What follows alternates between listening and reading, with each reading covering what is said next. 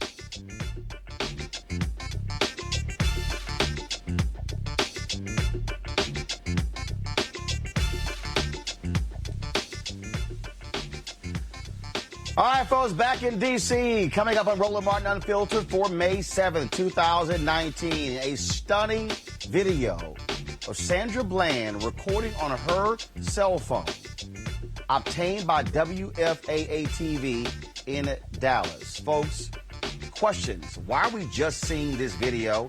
And What does it reveal? Could this case be reopened? We'll break it down right here. Also, the Tennessee Speaker's aide, the chief of staff, accused of framing a civil rights activist using the N-word, has resigned, not because of race, but because of sexual text messages that have also been revealed. The young activist, Justin Clark, joins us right here on Roland Martin Unfiltered. Vicious verbal attacks on the mother of Botham Jean, the black man shot and killed by Dallas police officer. She will join us here with her attorney. Also, does your income determine whether or not you vote or not? We'll talk to an economist about the connection between income, voting, as well as voter suppression.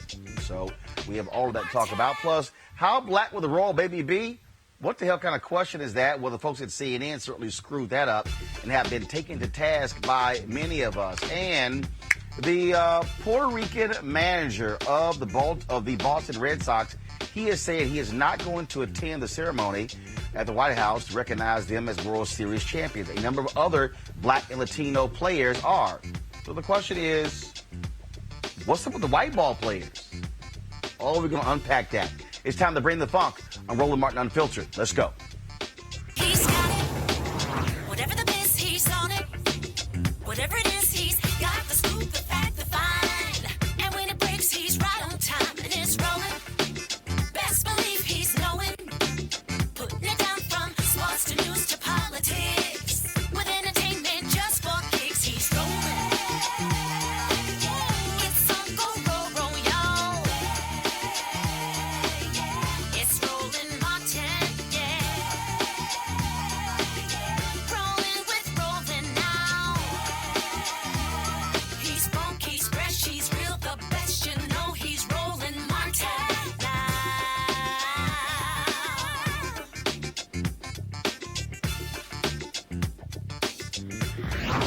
Martin. Folks, last night in Dallas, WFAA TV Channel 8 obtained a video, which they actually showed last night, of cell phone footage of the arrest of Sandra Bland in Prairie View, Texas in 2015. Yeah, it's 2019. This video was obtained through their rigorous work 4 years. Now, authorities have been sitting on this video for 4 years. It is a video that Bland shot herself of her arrest by a Texas Department of Public Safety trooper.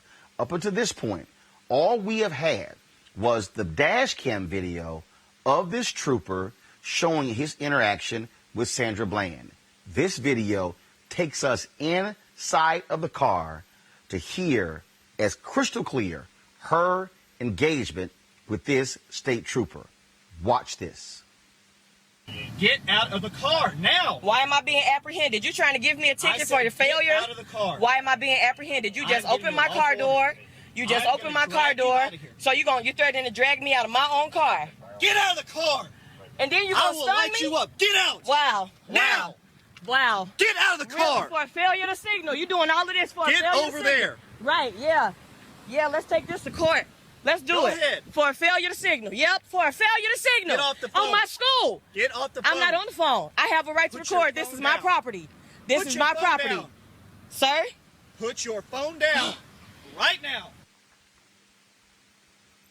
Now, you're hearing him say, put your phone down. Now, remember, when this actually took place, what really happened there was she was coming out of the Prairie View A&M University parking lot, and literally, this Department of Public Safety trooper was engaged. He had previously was engaged with someone else. Turns his car around and follows Sandra Bland the entire time, waiting for her to do something. She fails to put on a signal, but in fact, she actually was getting over because he was behind her. She thought she was getting out of his way. Now, all of a sudden, we see this video. Why is it taking 4 years? Joining us right now is Cannon Lambert, who is the attorney for the Bland family. Cannon, welcome back to Roland Martin Unfiltered.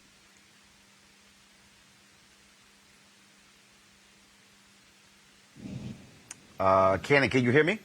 I can hear you vaguely. Yeah, it's a little distant, but I can hear you. Okay, I'm having difficulty hearing you clearly. So again, so let's see, Ken, are you there? I am here. Can you hear me? Okay, now I got you. All right, so prior to WFAA airing this video, were you or the family even aware that this video existed? We didn't know about this video. We never saw this video until we were shown by that reporter. And I guess if you think about it from the standpoint of the importance of this video, it kind of puts things into perspective, right? From the civil perspective, it really doesn't have much import. The maximum that I could recover from the Department of DPS was $100,000. The Texas Tort Claim Act capped us at $100,000, and we got that $100,000 from them.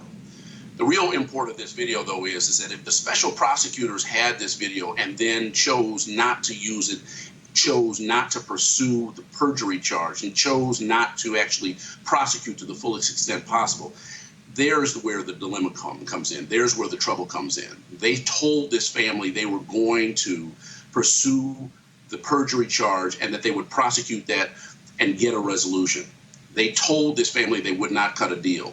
And after they told them that, they cut a deal. Well, and first of all, when you see this video, I mean, you hear Sandra Bland sitting here saying, you want to arrest me for failure to turn on a traffic signal. You see this police officer. You see this state trooper with the attitude, engage. We know how he was trying to push her buttons, telling her to put the cigarette out. For prosecutors not to even seek an indictment against this guy, that to me is beyond shameful. Well, you've got your finger directly on the pulse. I mean, the reality of it is that the video that was recently revealed, what it shows is that Encenia had absolutely no basis to suggest that he was in fear of his safety. And that was the thing that he was suggesting all along, that he was in fear for his safety. That's why he arrested her. That's why he pulled her out of the car and the like. This video shows that's not true. And when the special prosecutors, as I understand it, had that video and had the opportunity to present that video to the grand jury and could have prosecuted him, but chose not to, I mean, you can understand why the family has consternation about that. You know, this is one of the things that, again, when we see these videos, but here's the problem. This is 4 years later. We just discovered, we just were made aware of video a decade after the murder of Oscar Grant. Then we can go other cases, how police and prosecutors hold on to this stuff for years, hoping the public forgets about it. That, to me, is shameful. It's shameful that WFAA had to spend all this time just to get the video. How is it that we didn't know about this 4 years ago? Well, you remember at the front end of this case, and I know you remember it because you covered it quite a bit, which is one of the reasons why when the case got settled, you were the first person that we came to announce that. But the reality of it is that when we were trying to get the police report, that was being withheld from us. In fact, you had lawyers for DPS saying that they didn't believe that we should even get the police report. So there's always a struggle that families have in terms of accessing information so that they can understand what transpires where their loved ones are hurt. And so you would hope that that would be a more transparent process. It just isn't. That being said, in a situation like this, when you're talking about a grand jury and you're talking about special prosecutors being appointed, their job is to try and come to a conclusion as to whether or not charges should be brought, and if they are brought, prosecuted to the fullest extent. And when they don't do that, I think it belies the public trust. Well, it is certainly, again, ridiculous that we're seeing this now 4 years later. But it goes to show you, again, the lengths that prosecutors will go to protect police officers, in this case, state troopers, and how it is difficult for citizens, especially black folks, to get fair treatment by law enforcement in this country. I mean, we have a long way to go in this country. You know, I don't think that means we give up, we throw in the towel. We have to continue to strive, and we have to continue to hold people accountable. And I think when I look at the family, that's the thing that they do best. You know, they are absolutely dedicated to trying to hold folks accountable and try and use this as a vehicle for change. And to that extent, I celebrate them. All right, Kenan Lambert, attorney for the Sandra Bland family. We certainly appreciate it. Thanks a lot. Yeah, thank you, Roland. Thanks a lot. All right, folks, let's go to our panel here. Mustafa Santiago Ali, former senior advisor for the Environmental Justice and with the Environmental Protection Agency. Kelly Bethea, communication strategist, as well as Dr. Niambi Carter, Howard University Department of Political Science. Dr. Carter, I want to go to you again. You know, we see these things over and over and over again, where here we are as residents, as citizens. People are constantly told, believe the police, trust the police, yet to sit on this video for 4 years, the Oscar Grant video, we now know that one of the cops who was involved in his murder called him the N-word, and the language it was used as well. That's a decade after the fact. That, to me, is willingly covering up the evidence so the public isn't aware of the misdeeds of these cops. Well, absolutely, Roland. And I think what it highlights more often than not is the aggressive treatment that a lot of black citizens and others get at the hands of the police. Police should be trained to de-escalate situations, but as we saw with Sandra Bland, that police officer escalated that situation for something that should have been a ticket or a fine to something where she was jailed and subsequently died in police custody. That should never have happened, not if we have a professionally well-trained police force. Now, that's the lie we've been told, but I think as evidence has shown us over and over and over again, we cannot count on police officers to treat the citizens of this country with respect and to de-escalate situations and not move to violence. It's like the only thing that they've been taught is force and having people bow to their will. And the only way to make them comply is to use violence. And when that doesn't work, we get really poor outcomes, particularly for communities of color. And I think that we haven't seen the fact that we haven't seen this video for 4 years shows the ways in which we can't trust the legal process to be full and impartial. And in fact, we have to be hyper vigilant, and we require not just the families and the legal communities that represent them, but also the journalists in this case and others to really push for opening and a full accounting of all evidence in this matter, because I have no doubt that we would have never seen this video if it were not for the journalistic community pushing forward. Mustafa, again, we know now, in the case of Oscar Grant, the police officer instigated the shooting, lied about what took place, but we only know this because this report was released 10 years later. This is about power. You know, it's about some in law enforcement feeling that they have the ability to sort of frame the narrative. They have the ability to push people to the limit. Sometimes they don't even have to push people to the limit. And then, you know, unfortunately, far too many folks are actually losing their lives because of this power dynamic that's going on.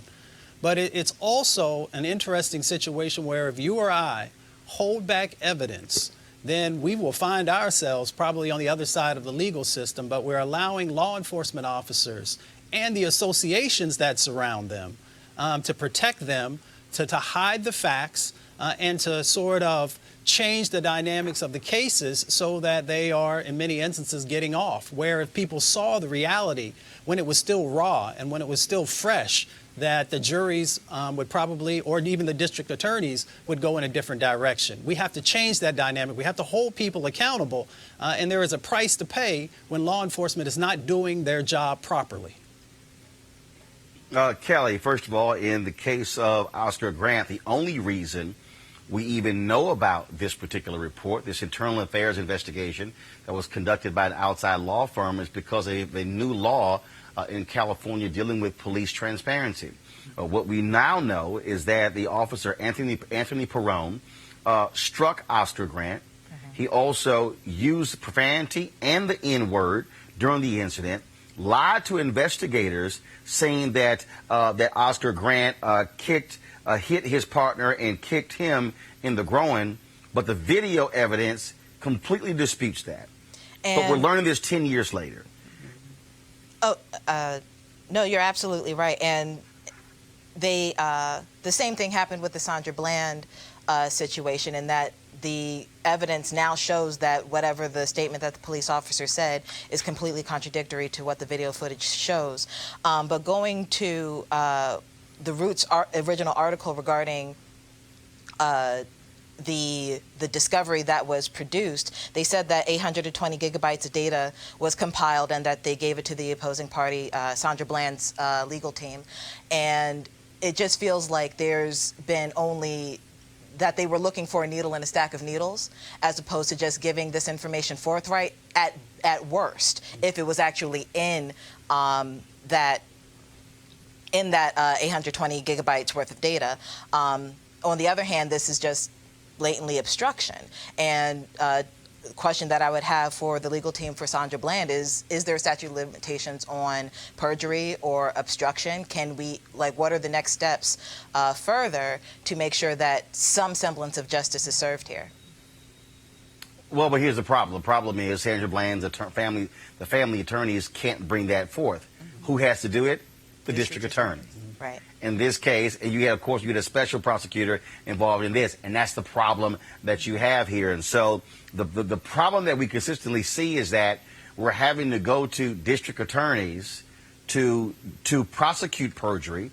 But they're the same very people who failed to indict the officer in the first place. And that's sort of one of the issues that we have. And so we'll certainly keep the focus on these cases and continue to push for more police transparency and law enforcement transparency in many of these cases. Let's go to our second story, folks, and that is out of Tennessee, where we talked about House Speaker Glenn Casta, his chief of staff, who tried to frame a civil rights activist sending racist and sexist texts. Well, that chief of staff is Cade Cochran. He is now resigned, but he didn't resign because of the racial text messages that he sent. He resigned because of sexual text messages that he sent to two aides, including asking for oral sex, as well as commenting on different women. He also was engaged in conversations with the Speaker of the House about other women. That Speaker of the House said, that he's not going to resign, that he is apologetic over those particular text messages that he sent. And then also the Chief of Staff, who's not quit, he says he was young, he was dumb, and he's such a different person these days.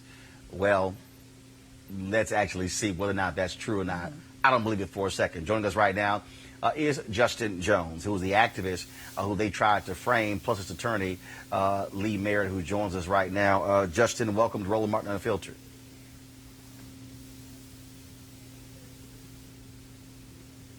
Say it again? Okay, folks, we apparently lost connection with Justin and his attorney, Lee Merritt. So what we will do is we will try to get them back in just 1 second here. There are a couple of the stories I want to get to. One of them deals with Botham Jean's mom. We'll talk about that story right there. So let's do this here. I'm going to go to a break.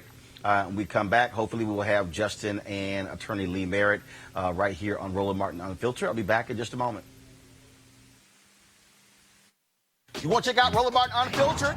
YouTube.com/Roland S. Martin. And subscribe to our YouTube channel. There's only one daily digital show out here that keeps it black and keep it real. It's Roland Martin Unfiltered. See that name right there? Roland Martin Unfiltered. Like, share, and subscribe to our YouTube channel. That's YouTube.com/Roland S. Martin. And don't forget to turn on your notifications so when we go live, you'll know it. You want to support Roland Martin Unfiltered? Be sure to join our Bring the Funk fan club. Every dollar that you give to us supports our daily digital show. There's only one daily digital show out here that keeps it black and keep it real. It's Roland Martin Unfiltered. Support the Roland Martin Unfiltered daily digital show by going to RolandMartinUnfiltered.com. Our goal is to get 20,000 of our fans contributing $50 each for the whole year. You can make this possible. RolandMartinUnfiltered.com. All right, folks, again, welcome back to Roland Martin Unfiltered. The Boston Red Sox, they won the World Series last year, and like winners, they have been invited to the White House to meet with President Donald Trump. But their manager, Alex Cora, he says he is not going to attend. In fact, a number of black and Latino ball players have made it clear that they are not going to be attending as well. Yet, who will be attending? White ball players of the Boston Red Sox. In fact, that was a tweet that was sent out that was interesting, where this reporter tweeted that what he said was, he said, looks like the White Sox are the only people who are going. And David Price, African-American, was a pitcher for the Boston Red Sox. He retweeted that, and he said that he felt that more than 38,000 people should have given a chance to see that tweet. He then backtracked by saying, well, he felt it was insensitive. But I don't think David Price was believing it was insensitive. I think David Price was on point there. I want to go to my panel right now, and I want to start with you, Mustafa. Here's what's interesting. Again, and we've seen this in the NFL as well, where black ball players out there speaking to issues, and all of a sudden you're like, where are the white ball players? And then, of course, you had Chris Long and a few other players who actually spoke up. And you see this racial divide. In fact, Jamel Hill has a piece in The Atlantic talking about that, where she says it's wrong to keep asking the black and Latino ball players, are they going to visit the White House? She says what they should be doing is going to the white ball players and saying, why aren't y'all standing with your black and Latino ball players? Mustafa, your thoughts? I agree with her 100%. It's time for white brothers and sisters to stand in solidarity with others, you know, who are pushing back against these injustices that they see. And, you know, it's an interesting dynamic. You know, sometimes when I'm out across the country speaking and stuff, and people will ask me about racism, how do we stop racism? And I'm very honest with them. I say that white brothers and sisters are the ones who can help to stop racism, because that's where the root of it comes from. So if you are not willing to invest, if you're not willing to stand up and say that these injustices are happening and that I do not support them, then, you know, you're kind of connected to it if you're not willing to, you know, stand up and push back against these types of things. So I agree with our sister 100%. And it's actually time. You know, you can't have brothers like LeBron being out there by themselves, or Seth Curry, or a number of the others who are out there. It's time for folks to actually, let's take account of people who actually want to make a change against racism. Dr. Carter, a month ago, Kyle Korver, of course, white guard in the NBA, published this essay in the Players Tribune, which was called "Privileged." And this is what he wrote. He said, "When the police break your teammate's leg, you'd think it would wake you up a little. When they arrest him on a New York street, throw him in jail for the night, and leave him with a season-ending injury, you would think it would sink in. You would think you would know there was more to the story. You'd think, but nope." He writes, "I still remember my reaction when I first heard what happened to Thabo. It was 2015, late in the season. Thabo and I were teammates on the Atlanta Hawks, and we'd flown into New York late after a game in Atlanta. When I woke up the next morning, our team group text was going nuts. Details were still hazy, but guys were saying Thabo hurt his leg. During an arrest? Wait, he spent the night in jail? Everyone was pretty upset and confused. Well, almost everyone. My response was different. I'm embarrassed to admit it." And this got lots of attention. Of course, white conservatives were really criticizing Kyle Korver. But Dr. Carter, what he lays out is a perfect example. Here he is with a black teammate who had his leg was broken by NYPD. He was not in the wrong. And this white ball player pretty much ain't my problem. That speaks to the same thing with these white ball players who are very easy. Oh, no, you know, we're going to go to the White House with Trump, not speaking out against the bigotry of Donald Trump. Well, and I mean, I think this is just a microcosm of the larger world we live in, where you see people of color, black folks, Latino folks, Native Americans on the front lines of all kinds of social justice movements, and then having to kind of pull white folks along if they're willing to be led that way. And I think, you know, this is one of those moments, as Mustafa rightly pointed out, where you have to kind of let white people do this work in their own communities and speak back to these team owners. Where was the concern for Thabo? I mean, his career could have been over. I mean, when you make your money with your body, that could be devastating. And it was, certainly. But I think, more than that, I think this speaks to the larger societal issues that we have where whites see their cause as very separate from the cause of black people and the cause of others. And it's not to say all white people at all times. At the same time, black people and Latino folks and others can't be the only ones with skin in the game. We can't be the only ones losing things, putting endorsements on the line, or just putting our real freedoms on the line. As you rightly point out, I mean, people are going out here protesting and being arrested and having their lives upended, trying to do the right thing and trying to seek justice for the most of us, right? And so it's sort of one of these things where, you want to say to others like Kyle Korver, getting the benefits with none of the burdens isn't the way to build a team. And if we really mean that we are a team and that we're, all for one and one for all, it can't just be on the court. It also has to be off the court, because ultimately what hurts my teammate, what hurts my fellow citizen, also hurts me. And I don't think that ethos has sort of seeped out in the larger society. And so we shouldn't expect to see it in the NFL, the MLB, the NBA, or any other place where these kind of injustices are replicated, because they're institutional and they're endemic to the country that we live in. And if it's looked like racism is only a black problem, then of course nobody else feels like they need to do any work.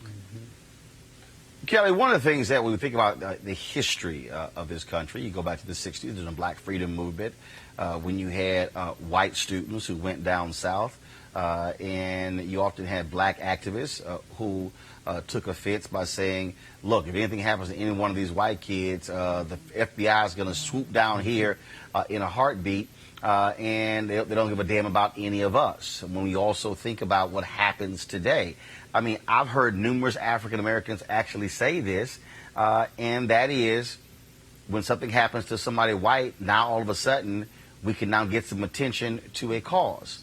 And I think I think back to also Malcolm X. He wrote in his autobiography of Malcolm X, where he talked about a white student, I believe, at Harvard or one of his Ivy League schools, came up to him and asked him, how could I help you with your cause? And Malcolm X said nothing and walked away. Later, he wrote that he said he wishes he had told her, look, I don't need you helping black folks. I need you going back to your white enclaves and dealing with them when it comes to race. That's the same thing, I think, with these ball players. And we now know that even when it came to Colin Kaepernick, Baltimore Ravens talked about it. You had many of these white conservative ball players who were pissed off, and they did exactly what Kyle Korver did. Kyle Korver writes that his first thought was, quote, what was Thabo doing out at a club on a back-to-back? Not how is he doing, not what happened during the arrest, why was he out? The white ball players did the same thing. Why can't you guys just comply? That's how white folks think when things happen to black people. Not what if they do wrong, essentially, hey, black person, what the hell were you doing? Kelly. I think that it's a situation where, especially now, racism has never been our burden, but it has been burdensome to us. And now we are in a dynamic where we can actually say, hey, this is not our burden to bear. This is your responsibility to fix, or rather, at least share the responsibility in fixing it at this point, especially in sports world, because you have so many ethnicities, so many races actually working together for the sake of the team. But when it comes to things outside of the team, that's when everybody's isolated. That's when everybody is their own person. Everybody's an individual. You need to take that teamwork outside of the sport itself and actually get something done beneficial to the whole. But in this case, people of color, black people, because it's burdensome to us, but again, it's not our burden to actually fix. All right then, folks, let's go back to the story we were talking about out of Tennessee. Well, the Chief of Staff to the Speaker of the House, Cade Cothran, has resigned, not because he used the N-word in text messages, not because he was trying to frame a black activist, a student at Vanderbilt University who was protesting policies there, but because of sexual text messages, sending messages to a couple of interns. Joining us right now is Justin Jones, that activist there in Tennessee. Justin, welcome to Roland Martin Unfiltered. Hey, Ms. Martin, thank you for having me. So what are your thoughts about this white guy in Tennessee resigning, not because he tried to frame you, not because he used the N-word, but because he actually sent sexually sexual messages to a couple of interns? I think, the large part of the story that is ongoing here from folks here on the ground is that he has resigned, and yet the person who empowered him, the person who gave him that $200,000 salary, the person who promoted him to this position, despite knowing this sort of lewd behavior, this criminal, this racist behavior, is the Speaker of the House, who today has refused to resign. And so we know Brother Cawthorn has resigned today, and yet we know that the fight continues because we have people in power who've created this culture that allows that to go unchallenged. And so we're hoping that folks will continue to put pressure on Speaker Cassada to resign, and our own governor, Bill Lee, to call a special session of the state legislature, which just adjourned last week, so that he can resign, and as well as Majority Leader William Lamberth. Well, what it also shows the complete impotence of Republicans for not standing up and saying the Speaker of the House, it's time for him to go. Yeah, I think what we're seeing here is that, this issue is really a moral issue of right or wrong. What we're seeing today, you saw the Black Caucus here in Tennessee call for the Tennessee Bureau of Investigation to investigate these text messages, to investigate these emails, these fraudulent emails. And you have members who've chosen silence. You have those who are so loud usually throughout the legislative session, and yet our governor, when asked, to make a substantive statement as to what he will do next, has chosen to be quiet and to make very general statements that we believe in certain types of behavior should be permitted, yet he who has the power to do something has chosen not to. And so that's our big concern here, is that this is beyond Republican and Democrat. What we're seeing is extremists. You have someone calling people the N-word. You have someone joking about what they want to do to interns, to these young women. You have people who create fraudulent emails and who have no accountability. And I think the most important thing is we cannot separate this from the policies that were passed this legislative session that attack women, that attack people of color, that attack Black and brown communities trying to register to vote here in Tennessee. You cannot separate this from the fact that we still have a KKK statue of the first Grand Wizard of the KKK, a Confederate general, in our state capitol. And yet you have a man who says that Black people are N-words, that we're thugs, that we're ignorant. And now we see that those statements are reflected in decisions that have real policy and decision-making implications. Justin, first of all, what is the latest with your case? Has everything been cleared up, or are you still having to deal with them believing that you were targeting the Speaker of the House? Well, I still have, a special prosecutor is being appointed to the case, and so we're going to have to wait to see who that is and to see what they choose to do.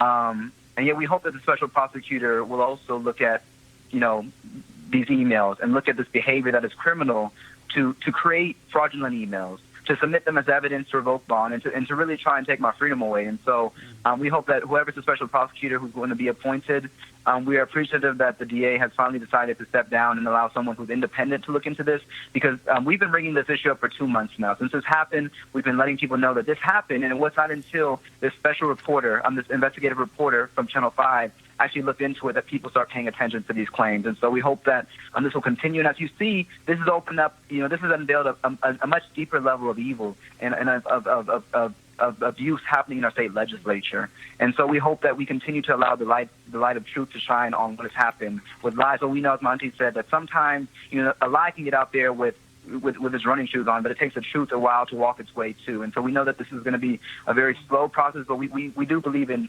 urgency, that what's happening now, that the Speaker should today submit his resignation because he is not fit to represent the people of Tennessee. All right, Justin Jones, we appreciate it, man. Thank you so very much. Thank you. Take care. All right, folks. So we've covered the story of Botham Jean, the black man in Dallas who was shot and killed by a Dallas police officer. She claims that she thought she was in her apartment, which took place on a different floor, when in fact she was actually in the apartment of Botham Jean. Well, Chris Krok is the host of a radio talk show on conservative radio station WBAP in Dallas. I lived there a number of years and quite familiar with it.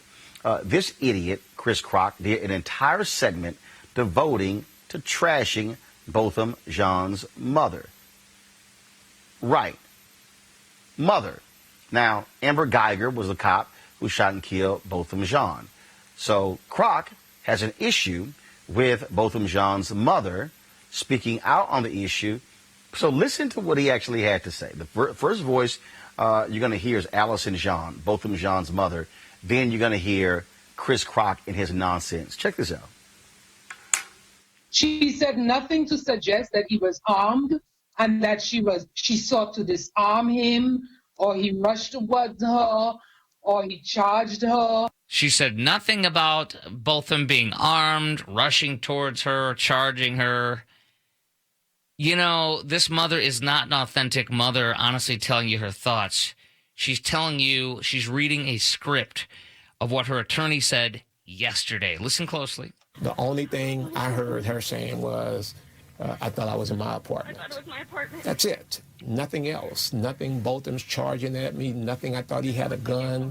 Yeah, exact same word. Botham's charging at me. He had a gun. What did she say again? Let's hear. What did Mom say? She said nothing to suggest that he was armed and that she sought to disarm him, or he rushed towards her, or he charged her. Ah, charging. The same thing your attorney said yesterday. A grieving mom or a scheming mom? And here's my contention right now on Botham Jean's mom. She's filled with bitterness and hatred. Botham Jean's mother is either being lied to and has been lied to by her race pimp attorney. She's got several race pimp attorneys. Or she's lying to us, scheming because she wants to make money off of this, or because she wants to nail this woman, Amber Guyger, to a cross in any way she can. And Amber Guyger is not a cold-blooded murderer as she wants us to believe. It's actually so sad that Amber Guyger, that Botham Jean's mom, Allison, actually says this woman has every attribute of a murderer. But she's going to cause a riot in a city that wouldn't riot, because she's going to be doing the same crap. When there's a not guilty verdict, and there will be a not guilty verdict by mistake of fact, when that happens, this woman who says that Guyger has every attribute of a murderer, she's going to scream. She's going to say with that drug dealing pimp husband of what's his name in Ferguson, Michael Brown, who tried to murder the cop and who committed strong arm robbery when he was high, and then was shot and killed. Remember his father-in-law, his stepfather, who was a jailbird, always in and out of jail, dealing drugs and stuff. He yelled, "Burn this MFer down." Do you remember that?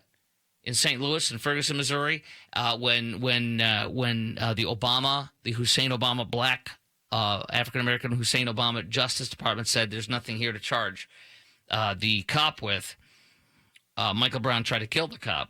You know, he yelled, "Burn this MFer down." Right?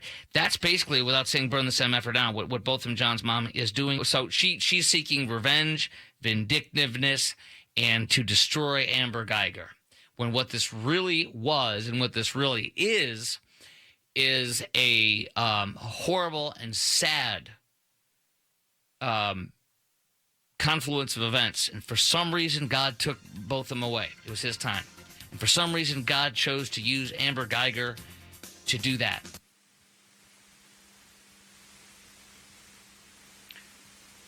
Let me go to my panel.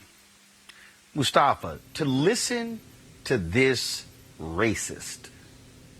First of all, let me unpack this.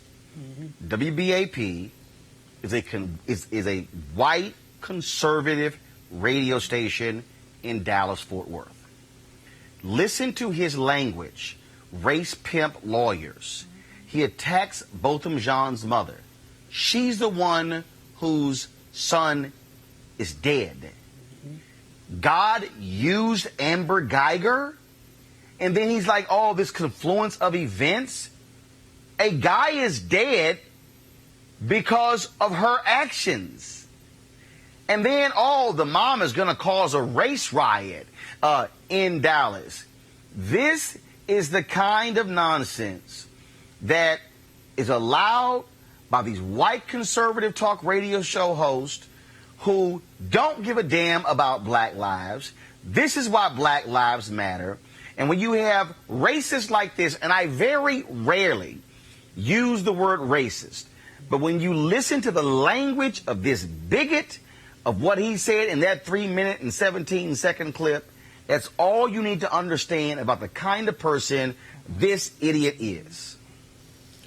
You know, this is from the old playbook, where they dehumanize, delegitimize the individuals who, in many instances, are the ones who are being impacted, the ones who have been victims of violence. So this has been going on, for hundreds of years, unfortunately, in this country. This goes back to a previous conversation that we were having. So for those folks who say they are people of faith, for those who say that they believe in morality and humanity, all these various things that we sort of share, that who we are as Americans, it is time for folks to utilize their dollars when you have these types of individuals having these shows and making sure that you let their sponsors know that you will no longer support this show if these types of individuals continue to sort of share this rhetoric. And we have power, but folks have to sort of actually show up, like we said earlier, and stop this type of thing and make sure that people understand that you are no longer going to support this type of behavior, either through listening or through the utilization of your dollars. Dr. Carter, again, I'm listening to these words. Michael Brown wanted to kill the officer in Ferguson. Oh, his stepdad, drug dealer. Yep. Again, the attorneys, race pimps. Mm-hmm. The mom, she's not grieving. All she wants is $1. Mm-hmm. When she's the one whose son is dead and Amber Geiger is still alive. Well, I mean, that whole screed was about exonerating Amber Geiger. Like you said, a confluence of things. God used her. This had nothing to do with God and everything to do with this woman discharging her weapon in a home that was not her own. And Mr. John and his mother, by extension, become the collateral damage that just sort of happens and it falls out of the sky. And this is the kind of hypocrisy, I think, that Republicans are going to have to contend with in November, but also that we have to contend with right now, because as Mr. Jones said in a previous segment, and as we said before, all of this stuff is connected and it is related. These things are not these disconnected or disparate moments of racism. The reason he says those things is because we know this American playbook, which is when in doubt, blame the dead person, because dead men tell no tales. So Mr. John is dead and the only person left is Amber Geiger, and of course it's a small white woman, so she should get our sympathies, at least as far as this Krok person is saying on his show. And then, black mothers can't feel anything for their children. Black parents shouldn't be rightfully outraged at the fact that their children are dead for really no reason. This man was in his home. There's no place that he should have been safer, but he is dead, and it's really hard to contain the level of anger and the level of just rage. And I think that is a legitimate emotion for people to feel when you have to listen to nonsense like this, and you have to listen to people tell you that you shouldn't feel all the things that you feel at the loss of life and the damage that is done to communities when things like this happen, because they don't just happen in a vacuum. They happen in a social and political context. And we know this all too well. Black people don't need an investigation to know that something bad happened, and that it happened over and over again. It's been happening for decades. It's been happening for hundreds of years. It's been happening since this country has been a country. And so when we talk to people like Chris Krok, and we can't have a conversation with people like that because they're not interested in what is the truth. They don't care about God, despite what they say. They don't care about conservatism, despite what they say. They don't care about anything but the ideology of white supremacy. And that, unfortunately, leaves black people, Latino people, and others dead in the street on a far too regular basis, either from environmental conditions, from police officers' bullets, from just the sort of economic weight and disparities that exist in this country. And I'm sorry, this was beyond the pale of disgusting. Mm-hmm. Kelly, when you listen to those attacks, this is the messaging that white conservatives are getting every day. Not that she was wrong, not that she should be held accountable, but, black folks, it's y'all problem. He essentially was saying, Botham Jean, you the reason you're dead.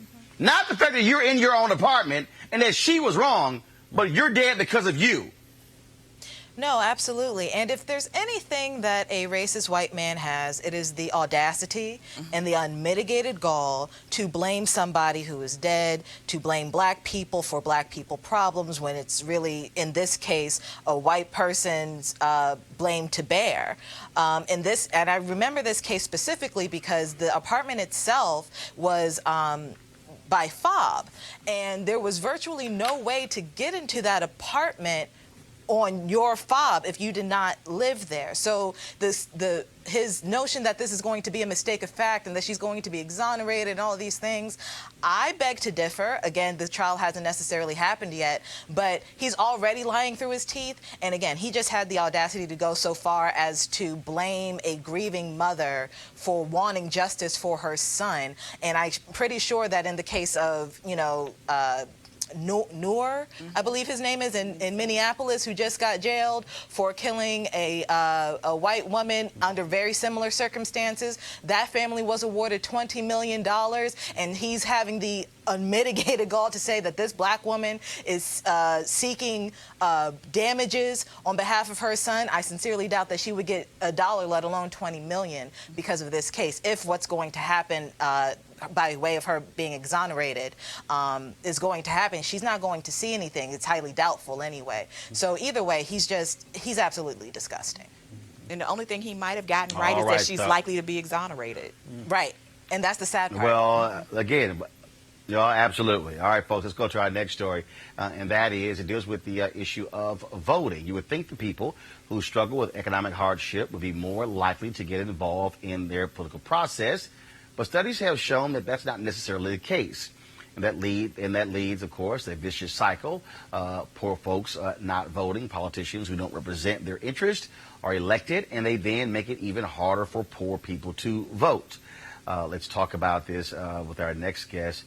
She is economist Dr. Kristen Brody of Alabama A&M University. Dr. Brody, this was quite an interesting piece here where you break down that the people who are most impacted by public policy, who are poor folks, are the ones who are not going to the polls in the numbers that they should.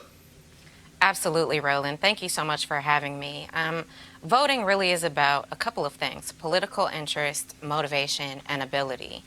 But when you're trying to figure out who's going to take care of your children, how you're going to get to work, what you're going to put on the table for dinner, you don't really have the wherewithal to get involved in voting. The opportunity cost is just too high.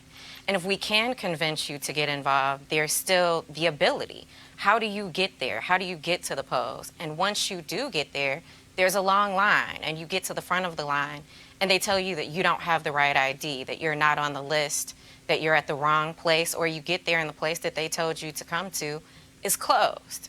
So you made the sacrifice to come and vote, and now you can't. You're unlikely to make that sacrifice again. Well, and this is also why I keep trying to explain to folks that we have to understand why voter suppression, why Republicans are doing all they can, because they want to frustrate people. They want to make it more difficult, and they don't want folks who are poor, who are working, who are trying to improve their lives. They don't want them going to the polls because that's why they precisely don't talk about them. They don't talk about, no one talks about the poor. They talk about the middle class, the middle class, the middle class, the middle class. You swear that the only classes that exist in America is the middle class and the rich people. Right, and if people knew how important voting was, then they would get to the polls, right? If we could convince them, if we could make a way for them to get there, if we could have buses to take them, if we could have voter registration, but they're shutting all of that down. They're saying that you can't take buses of elderly people to vote. They're saying that you can't have these various voter registration drives. So if you prevent people from understanding how important voting is, then they won't vote. And when politicians look at who's voting for them, if it's not poor people, then why are they going to go and listen to some people or cater to some people that aren't voting in the first place? That's the whole paradox. Keeping the poor people, especially African Americans, out of the voting process, keeping them from being able to vote to change their situation.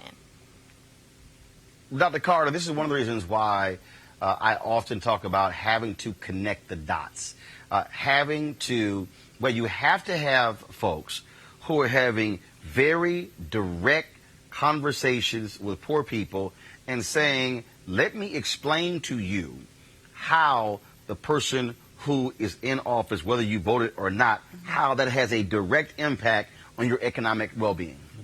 Well, I think I think people know that intrinsically. They just don't know how it matters. Actually, they don't. No, to be perfectly honest with you, they don't. Okay, I traveled this country. I'm just a political scientist who actually does this. But I'm saying that I may not know the specifics. Let me ask you then. Let me ask you then. I want to unpack that. Because what's interesting is when I travel this country and interviewing people in town halls, it's amazing to me how when we're having conversations, folks will say, oh, I didn't realize when I'm voting on education, I'm looking to my state rep or I'm looking to a member of Congress, and they go, I'm not voting in school board elections. Right. And I'm like, well, that's actually where you most impact on education. Or then when you talk about public policy, when you talk about roads and things along those lines, I've had folks say, oh, I thought I was talking to my member of Congress, but really, roads is my county government.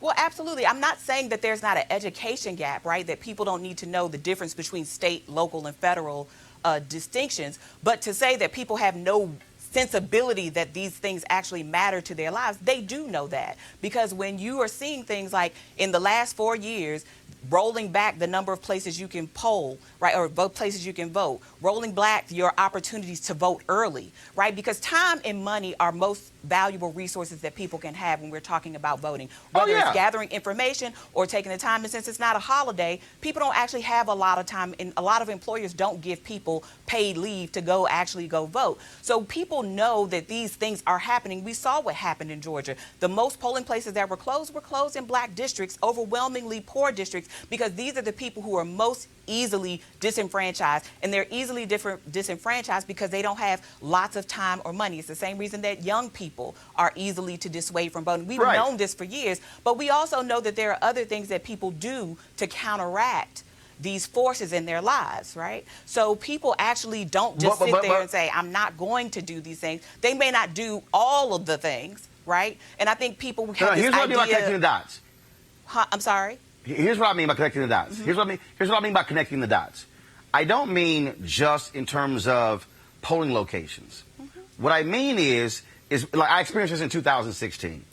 At a radio show, numerous folks would call in, and they would say, you know what, I'm not feeling Hillary Clinton. I don't like Donald Trump. And you know what, I'm just going to focus on my state. Okay, so I'm having this conversation. And I remember it was specifically with a sister in North Carolina. And I said, okay, what are the top 5 issues in your state? And she said, well, one of the things I'm really concerned about, to your point, is voting. And I said, okay, explain that. And then, so she told me. And I said, now, you do know the role that the president, appointments, Department of Justice, Supreme Court, Congress has on your very issue. And I would begin to go through it. So then she talked about HBCUs. And then I said, okay, you do know that the funding of HBCUs in North Carolina is not just the state legislature. It also impacts in terms of these initiatives in Congress. And we went through all 5. What was amazing is that she actually thought, and this was a college-educated sister who was a grassroots organizer, she thought she could check out of the process on the presidential level, on the senatorial level, the congressional level, and only focus on her states. And I said, no, they're all interrelated. So when I say connect the dots, what I mean is I believe there has to be more of a connecting the dots of folks to say, here's your station in life, and this is how politicians actually impact every facet of your life.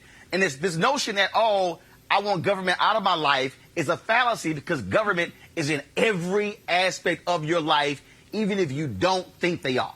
Absolutely. Nobody's disagreeing, but I think voter fatigue is real. And I think we have in our mind that citizens are the ideal citizens at all times, right? That people do their best at all times to participate in every part. And I think what's clear is that people don't have infinite reserves of energy, of time, of money. And so people do check out at different points. And it's not because they don't care. It's just Like, it's a lot. All these voting times aren't the same time. We have primaries, we have general elections, then we have school board elections, we have city council elections. They're not held at the same time of year. They're held in off years, in fact. And so we spend an inordinate amount of time talking about national elections and very little talking about state and local elections. So as you said, school boards, very important, right? But how much time do we really take up talking about those things so people do understand? I mean, we are not doing a good job in this country of raising civically minded individuals. We've actually done away with civic education, and that is in part why you see these disconnects.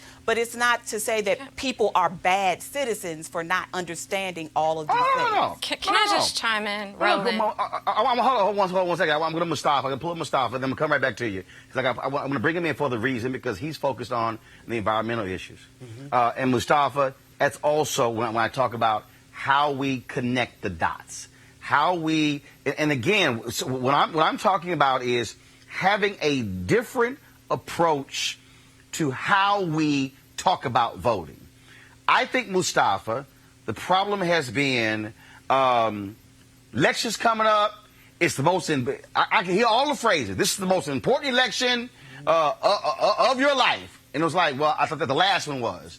And then the previous one was. And the previous one, where I believe that groups that are out there who are trying to mobilize and organize have to speak to voters in a different way about public policy to get them out to the polls with different numbers. Mustafa, go ahead. Yeah, I mean, what I share with folks around the country is that your vote equates to power, resource, and influence, and it happens on all the levels. When I talk to folks, I talk to them about the housing that's inside of their communities and how their vote can help to get better housing. And if you don't get engaged in that, then people are allowed to manipulate that process. I talk to them about the transportation routes. When you're not engaged in that process, people are going to put roads where they want to put them, and sometimes those roads will actually impact you by getting more pollution into your community. I talk to people about when you see these coal-fired power plants, incinerators, all this other stuff that's going on, it's because either we're getting engaged and utilizing our vote to get the right people in place who help to protect our communities, or we're allowing others to come in and fill that space and they're making decisions for us. And I also talk about how if you utilize your vote properly, we can get jobs back into our community. And that's for the city council, the county commission, on the state house, and on the federal level. But when we don't get engaged in that process, then others are making decisions for us. And usually when you frame it like that, most people don't want somebody else making a decision for them. And the other dynamic is, and you know, I just have to share this, we can't have voter fatigue. I get that. And I understand, you know, how people are working hard to put food on the table and pay the mortgage. But in many instances, we're only voting, say in a 4-year cycle, maybe 4 times, 5 times. So we spend a whole lot of time watching ball games. You know, you'll spend hours watching your favorite team. You'll spend hours standing in line to get into your favorite club or whatever it might be. So we make the time for the things that matter, but we have to make sure that our vote is actually tied to the real things that are happening in people's lives with real people who are running for office. And if you can't find somebody, you should run yourself, whether it's on the city level, the county level, or on the state level. And that's how we change this dynamic. Kristen, go ahead. I just wanted to agree with Dr. Carter and Mustafa that we can't have voter fatigue. We do need the information, but who did a good job was the Russians, and that's something that the State of Black America focused on. They put out all of these various things saying that they were Black Lives Matter activists. In fact, there were a number of posts that said that you could vote online. They looked real. Vote for Hillary Clinton just by clicking on this link or texting this number. It looked real. It had a real Black person's face, somebody who was supposed to be an activist. So who knows how many people believed that they were voting when they texted that number or when they clicked on that link. That's what we're combating. Well, Christian, that's also why, though, I'm a firm believer in getting folks to say, don't just follow anybody who call themselves an activist. Actually know who the hell they are. So if you've never actually seen them on Black shows, radio or television, or in Black media outlets, my suggestion, don't listen to them because they're likely fake. Kelly, I want to bring you in here. And the reason I've really, for the last several years, I've been stuck on this whole idea of how do we connect the dots, because look, I've gone out with different voter groups, NAACP, Black Voters Matter, with rallies and things along those lines. And again, spent a lot of time talking to folks on the ground. But I go back to the Black Freedom Movement. I go back to the Southern Christian Leadership Conference and the citizenship education training programs they had. I go back to the freedom schools. I go back, so to Dr. Carter's point, the lack of focus on civics in our education process, to me, that's where we say, okay, since y'all not doing it, we're going to go back to grassroots to be able to connect those dots. So when you look at what Dr. Brody talked about in her column, the lower you go with the income, less likely folks are able to vote. If we are again re-educating our folks in a different way, and again being able to connect the dots, and the reason this thing is so personal to me because my parents were co-founders of a civic club where I grew up in Houston. And my mom eventually rose to become the co-chair of the Metropolitan Organization, which was a coalition of faith-based churches and others. And they would often, with City Hall, they held mayoral forums, they would go to the state legislature. But what I personally witnessed as they were walking poor people through this policy, how it impacts you. This housing development, how it impacts you.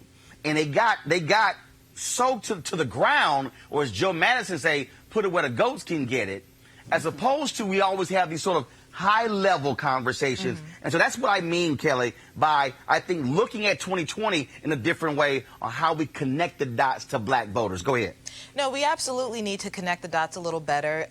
Your notion of this higher level of vocabulary kind of eluding people, that's definitely a thing. But when you're talking about, when you were saying in your memories regarding freedom schools and the like, the reasons why they worked so well outside of the content therein is because that was the only way you were getting that message.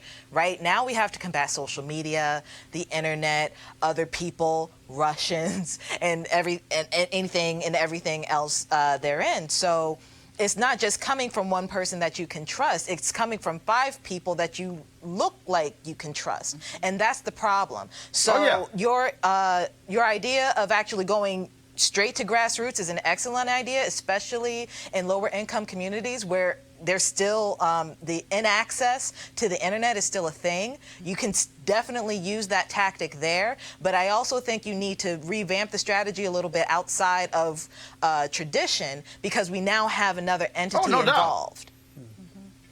Oh no. And when I say grassroots, I'm not saying you only go to local Christian. I'm not saying you only go to on the ground. What I'm saying is you use all the available tools. Because I think you have to redefine the conversation. I think you have to explain it in a different way. So, perfect example, and this is going to be the last round for each one of you. I want you to comment. On Fox News, Richard Fowler was on, and they were talking about Trump reaching Black voters. And he's a Fox News contributor. He's African American. And so Harris Faulkner threw out there, well, what about, Trump signing the prison reform bill? And then I had a guy send me a tweet saying, hey, Trump has actually spent more money on HBCUs than President Barack Obama did. And so I replied to the guy, I said, well, first of all, I said there are multiple categories that HBCUs look at when it comes to funding. And so he was looking at this one source of funding. It was around $350 or $90 million. I said, but brother, but if you over here and you're cutting Pell Grants, I said, and 90% of HBCU's budgets are coming from students on financial aid. I said, that's actually a cut to HBCUs. I said, so you over here touting the $390 million. I'm over here looking at the billion that is being lost, but you're touting that.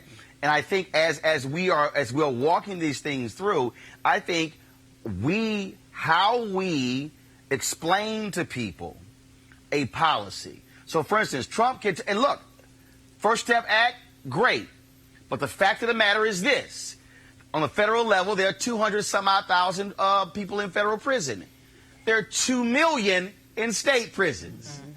And so when Trump is touting, oh, I signed the First Step Act. Okay, got it.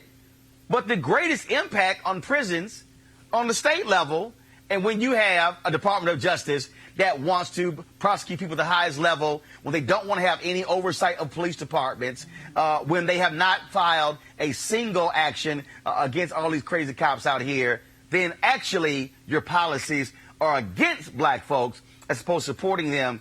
And I think walking people through and using every asset we have in order to get our folks to see politics differently than just Biden or Harris or this person and say, no, this is how these policies will impact you and your pocketbook and your children and your children's children. So let me go to each one of you to close the show out.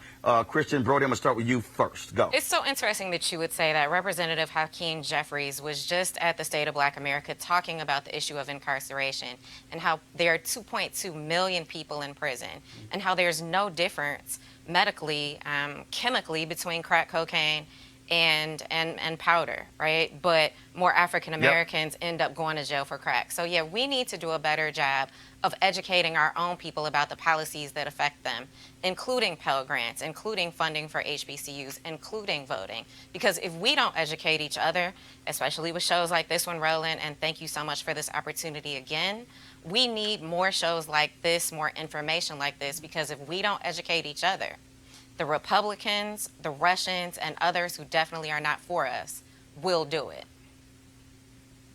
Kelly, final comment. No, I just agree with my panel here. Again, in terms of a communication strategy, you just have to take into consideration the new of what's going on, the new internet, the new social media, because the social media of 2020 is completely different from the social media of 2012, which is completely different from the social media of 2008, et cetera, et cetera.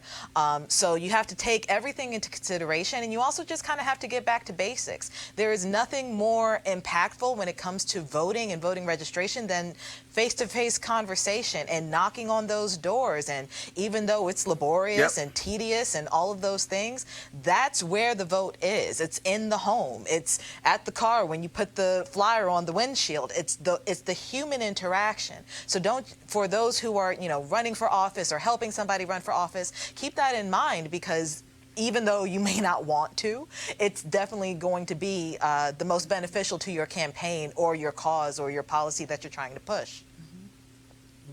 Dr. Carter?